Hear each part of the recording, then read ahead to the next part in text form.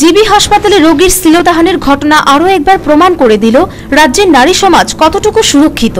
আর বিভিন্ন সভায় নেতা মন্ত্রীদের গালভরা ভাষণের সত্যতা প্রমাণ হয়ে গেল আরও একবার। রাজ্যের হাফ প্যান্ট নেতা থেকে শুরু করে মুখ্যমন্ত্রী সকলের গলাতেই মঞ্চ কাঁপানো ভাষণ। গোটা দেশের মধ্যে এ রাজ্যেই নাকি সবচাইতে বেশি সুরক্ষিত নারীরা। আর এই ভাষণের পরিপ্রেক্ষিতেই জনগণের প্রশ্ন যে রাজ্যের হাসপাতালগুলিতে নারীরা সুরক্ষিত না, সেই রাজ্যের গোটা নারী সমাজের চিত্রটা কি হবে।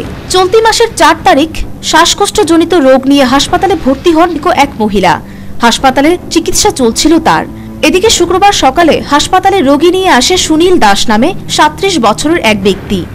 হাসপাতালে আসা মাত্রই মহিলা রোগীদের দিকে কুনজর দিতে শুরু করে সে। ওই রাতে মহিলা বিভাগে ঢুকে পড়ে সুনীল। ঝাপটে ধরে ধর্ষণের চেষ্টা করে শ্বাসকষ্টজনিত রোগে আক্রান্ত ওই রোগিনীকে।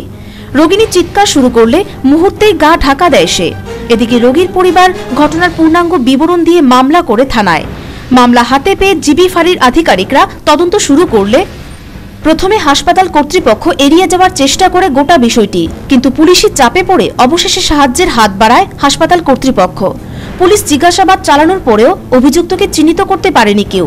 পরে সিসিটিভি ফুটেজ পরীক্ষার পর শনাক্ত করা সম্ভব হয় অভিযুক্তকে। জানা যায় তার নাম সুনীল দাস। সাথে সাথেই পুলিশ তাকে গ্রেপ্তার করে থানায় নিয়ে আসে। রবিবার সকালে তাকে তোলা হবে আদালতে। আর এই ঘটনার পর রোগীর পরিজনরা কিন্তু আঙ্গুল তুলেছেন হাসপাতাল কর্তৃপক্ষ সহ হাসপাতালের নিরাপত্তা রক্ষীদের উপরেই।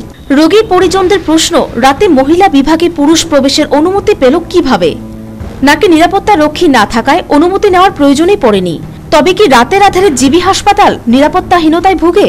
আর নিরাপত্তা রক্ষীদের এই দায়িত্ব জ্ঞানহীন কর্মকাণ্ডের ফলে যদি বড়সড় কোনো ঘটনা ঘটে তবে এর দায়ভার কে নেবে? রোগীর পরিজনদের দাবি, হাসপাতালের নিরাপত্তার বিষয়টির দিকে কড়া নজর দিক কর্তৃপক্ষ। Bureau report, news vanguard.